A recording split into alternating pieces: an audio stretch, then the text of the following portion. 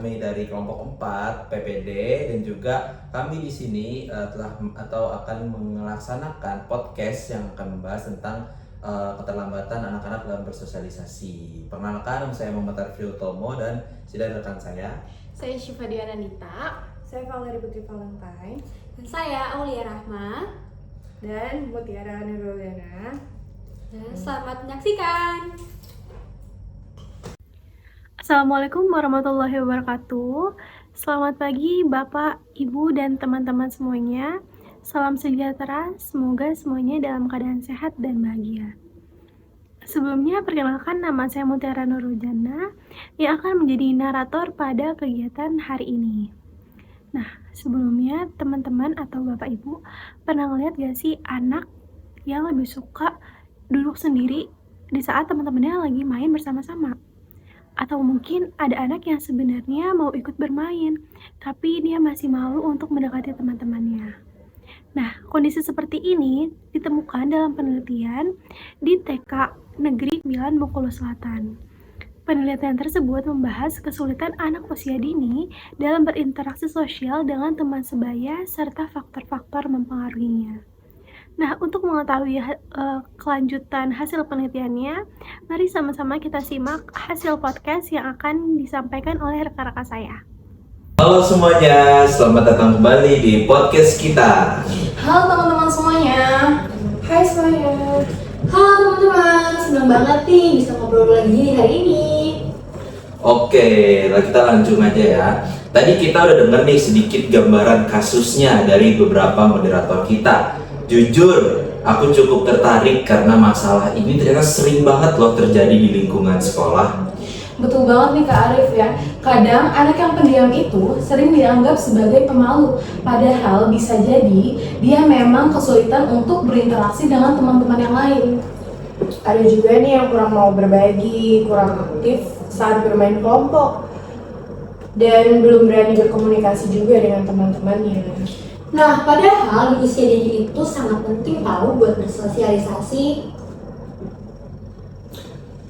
Jadi karena permasalahan itulah ya kita melakukan penelitian dan juga podcast pada hari ini. Nah, kita akan membahas beberapa hal dari masalah-masalah tersebut nih guys. Nah, betul banget.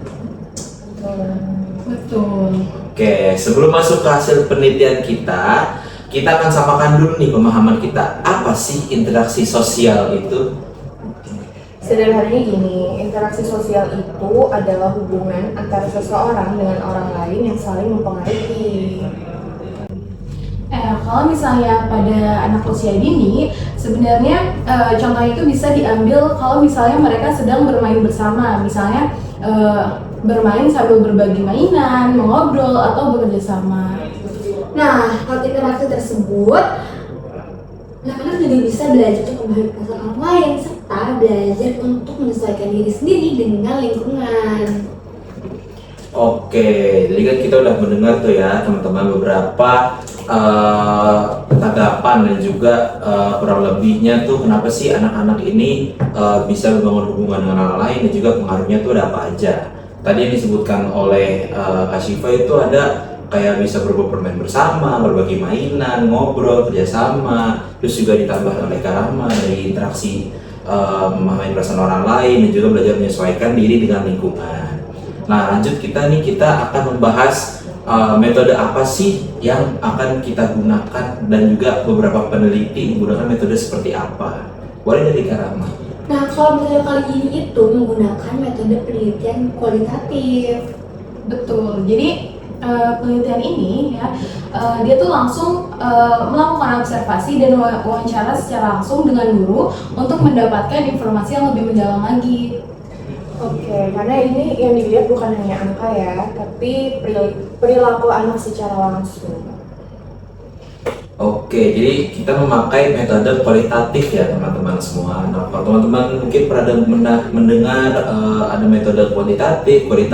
Nah, kalau teman-teman pengen tahu bedanya apa? Kualitatif itu kita menggunakan sistem seperti observasi, wawancara, sedangkan kalau kuantitatif kita lebih ke penekanan untuk jumlahnya, jumlah target yang kita capai, terus juga ada berapa orang yang kita tuju, seperti itu ya teman-teman. Nah, selanjutnya kita akan masuk ke hasil penelitian. Nah, di hasil penelitian ini kita ini akan membahas apa sih yang kita dapatkan dari penelitian yang kita lakukan. Terus juga nanti akan ada beberapa tambahan juga dari teman-teman yang ikut di podcast pada hari ini. Oke, nah di bagian ini apa sih yang kakak-kakak temukan? Oke, peneliti itu menemukan beberapa anak lebih suka untuk bermain sendiri daripada bergabung dengan teman-temannya atau bersosialisasi. Nah, selain itu juga ada anak yang hanya mau berinteraksi dengan satu temannya saja gitu, nggak mau berbaur sama teman-teman yang lainnya. Dan ada juga nih beberapa anak yang kurang percaya diri untuk ngomong di depan umum ataupun berbicara bersama teman-temannya. Oke, jadi sebenarnya itu dari masalah-masalahnya tadi itu masalah utamanya bukan mereka nggak bisa berteman ya, tapi emang mereka itu belum cukup untuk percaya diri dan kurang bisa menempatkan diri mereka ke orang-orang lain seperti itu ya. Betul Kak Arif, itu mungkin salah satunya ya Cakri. Bahkan ada anak tuh yang masih membutuhkan bantuan orang tua saat harus mengungkapkan sebuah pendapat gitu. Oke, nah setelah kita dengar ya teman-teman dari hasil penelitian tersebut dapat kita simpulkan bahwa sebenarnya mereka ini bukan tidak mau berteman atau tidak bisa berteman, tapi mereka itu belum cukup percaya diri. Jadi banyak anak-anak yang sebenarnya ingin berteman dan juga ingin memiliki teman yang sangat banyak, tapi dari diri mereka pun mereka tidak bisa atau belum percaya diri untuk melakukan hal tersebut. Nah, lanjutnya kita akan membahas untuk faktor penyebab. Nah, di faktor penyebab ini kita akan ungkap penyebab-penyebab mereka belum percaya diri itu apa aja sih? Terus juga penyebab-penyebab mereka menarik diri dari lingkungan itu apa aja sih? Nah, boleh aja langsung dari Kak Syifa. Oke, mungkin seperti yang tadi Kak Arif bilang ya, kalau misalnya salah satu faktornya itu yang pertama tuh mereka tuh belum punya rasa percaya diri yang cukup, terus dia belum memiliki keberanian karena mungkin dari usianya mereka termasuk yang belum terkembang secara emosional gitu ya. Selain itu ada juga faktor dari luar seperti dari lingkungan keluarga, teman sebaya, ataupun guru. Dan kalau anak-anak itu sering mendapatkan suatu dukungan ataupun suatu pengalaman yang positif, itu biasanya anak-anak itu lebih mudah untuk berinteraksi dengan orang lain. Berarti lingkungan punya peran yang cukup besar juga ya untuk membentuk pengalaman dan juga faktor-faktor dari anak-anak tersebut ya. Betul. Oke, nah sebelum kita lanjut ke sesi berikutnya, aku mau nanya juga nih ke kakak-kakak di sini. Mungkin kakak di sini pernah ada pengalaman mengajar dari anak SD, TK atau jenjang SMP, SMA? Mungkin dari Kak Syifa punya pengalaman nggak? Kalau aku sebenarnya aku pernah mengajar di salah satu PAUD ya. Itu sebenarnya untuk membantu anak-anak memiliki kepercayaan dirian untuk berinteraksi, salah satunya itu dengan kita mendorong mereka untuk mengenal teman-teman yang lainnya dulu gitu. Jadi kalau misalnya mereka belum mengenal, mereka belum mau untuk berbaur sama teman-teman yang lainnya. Jadi mereka hanya mau berbaur dengan satu teman tanpa mau mengenal. Jadi yang perlu kita dorong itu berarti yang pertama mengenal teman-teman lainnya terlebih dahulu. Jadi mereka mau berinteraksi. Kalau dari kakak-kakak yang lain mungkin? Kalau dari aku sendiri sih untuk pengalaman belajar secara langsung tuh belum, tapi paling kita kayak ngelakuin tugas observasi kayak misalnya di RPTRA ataupun di PAUD, dan juga di TK. Itu anak-anak juga mungkin beberapa ada yang masih kurang percaya diri untuk berinteraksi dengan teman-temannya, tapi karena di sini kita sebagai guru membantu untuk mereka bisa sosialisasi, maksudnya kita membantu untuk adik tersebut itu bisa berkomunikasi dengan yang lainnya secara percaya diri. Dari aku pribadi sih sama ya sama Kak Syifa dan Kak Rahma. Jadi emang banyak banget anak kecil yang mungkin kurang percaya diri, terus kurang bisa bergaul sama teman-temannya. Jadi ya kita di sini pastinya akan membantu dia untuk mau mengikuti kegiatan. Berarti dari Kak Syifa, Kak Rahma dan juga Kak Valeri ini punya pengalaman yang mengajar gitu. Oke, nah mungkin aku juga sedikit mau membagikan pengalaman. Di sini aku juga pernah mengajar di SD dan juga di SMK aku sendiri. Karena kalau aku ini dari SMK, mungkin kalau dari Kalau Kak Siva ini dari mana dulu? SMK atau SMA? Kalau aku sendiri dari SMA. SMA, kalau Bapak dari Aku dari SMK. SMK. Kalau Karang Dari SMA alhamdulillah. SMA. Jadi kita ini ada 2 orang yang dari SMA dan juga dari SMK. Nah, kalau aku ini dari SMK guys. Di sini aku juga pernah mengajar beberapa teman-teman di SMK dan aku juga dapat melihat perbedaan cara mengajar ya dari anak SD dan juga SMK. Kalau anak SD itu cenderung aktivitasnya banyak, tapi kalau misalnya mereka diberikan hadiah atau sesuatu yang menarik perhatian mereka itu mau untuk belajar. Sedangkan anak SMK ini memang butuh pendampingan ekstra ya, karena mereka udah memasuki jenjang remaja dan punya pemikiran sendiri dan mereka juga sudah bisa menentukan mana yang baik dan yang buruk untuk mereka. Jadi kita sebagai pengajar juga harus fleksibel, tidak kaku dan juga tidak bisa memaksakan kehendak kita ke mereka, karena seorang guru itu harus atau seorang pengajar itu bisa menyesuaikan diri dia untuk mengajar di anak SD, TK, SMP, SMA dan jenjang-jenjang lainnya seperti itu. Nah, selanjutnya kita akan masuk ke sesi refleksi dan solusi.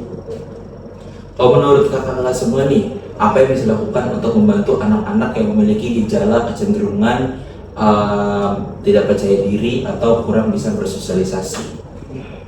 Kalau dari aku sendiri sih, mungkin guru tuh bisa membuat atau bikin suatu kegiatan atau kegiatan kelompok agar anak itu tuh lebih mudah untuk kerjasama dengan teman-temannya.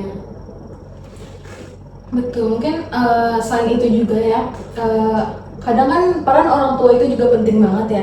Nah, jadi mungkin kita perlu memberi kesempatan kepada orang tua anak untuk agar orang tua tuh memberikan kesempatan anak untuk bermain dan bersosialisasi dengan lingkungan sekitarnya. Jadi nggak boleh orang tua itu menyuruh anak untuk pilih-pilih teman ataupun kayak gimana gitu. Dan yang paling penting, kita nggak gampang ngasih label negatif ke anak yang pendiam itu. Oke, berarti kalau misalnya menurut kakak-kakak semua nih, kalau misalnya guru nih, misal guru ini membuat kegiatan kelompok dan juga anak terbiasa bekerja sama, ada nggak sih kemungkinan anak-anak tersebut akan memilih teman-teman yang sudah dekat dengan mereka, sedangkan yang kurang bersosialisasi ini dijauhkan? Mungkin dari kasih Mungkin dari tanggapan aku sendiri ya terkait hal tersebut, sebenarnya tergantung kembali lagi ke pribadi anak-anak itu sendiri ya, karena mereka mungkin berteman itu biasanya karena kenyamanan juga ya. Jadi untuk bersosialisasi terkadang mereka tetap memilih teman yang sudah dekat dengan dia untuk dijadikan teman yang sama dia terus gitu. Jadi ya itu ada kemungkinan untuk mereka nggak mau bersosialisasi dengan teman-teman yang lainnya juga.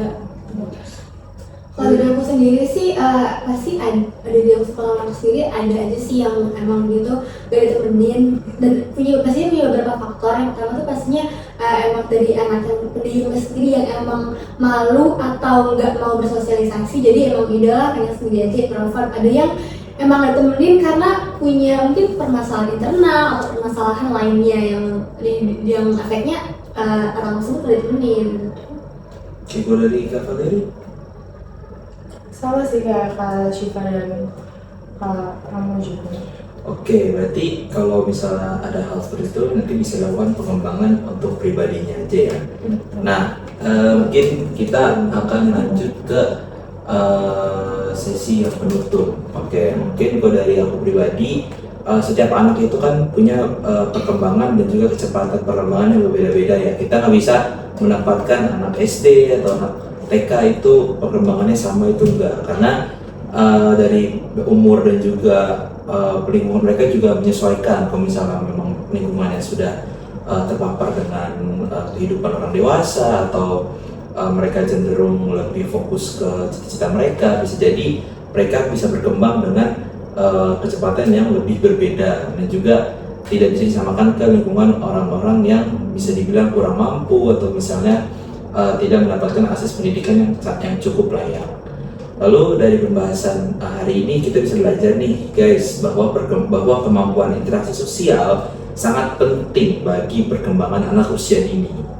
Betul, tapi bukan hanya itu, kita juga bisa menilai bahwa kesulitan yang dialami anak itu bisa dipengaruhi oleh beberapa faktor atau banyak faktor. Jadi nggak bisa diambil karena satu faktor itu saja. Dan karena itu juga dibutuhkan untuk dukungan dari guru, orang tua, dan juga lingkungan sekitar pastinya. Dan dari pembahasan ini kita juga banyak belajar mengenai pentingnya dalam percaya diri dalam sebuah anak, dan juga kita bisa memberikan pengetahuan lagi untuk anak-anak bisa percaya diri. Selain itu pembahasan ini juga sangat bermanfaat ya untuk kita semuanya. Betul. Oke guys, jadi itu ya kita karena kita udah masuk sesi penutup, jadi kalian bisa tahu lah kalau misalnya apa aja sih kira-kira yang bisa kita ambil pada hari ini, dan juga pembahasan ini semoga bisa bermanfaat bagi teman-teman yang menonton, dan diharapkan bagi para tenaga pengajar, tuan mahasiswa yang membutuhkan video ini bisa mendapatkan poin-poin penting tentang kecepatan pembelajaran anak, dan juga bagaimana cara mengatasi anak-anak yang kurang bisa bersosialisasi. Oke, terima kasih teman-teman semua sudah mendengarkan podcast kami. Sampai jumpa di episode berikutnya. Selamat siang semuanya. Siap.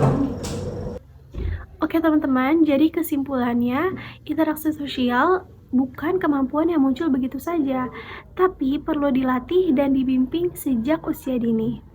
Semoga pembahasan dari kelompok kami dapat menambah wawasan teman-teman yang menonton mengenai pentingnya perkembangan sosial anak. Terima kasih kepada teman-teman. Kurang lebihnya mohon maaf. Wassalamualaikum warahmatullahi wabarakatuh.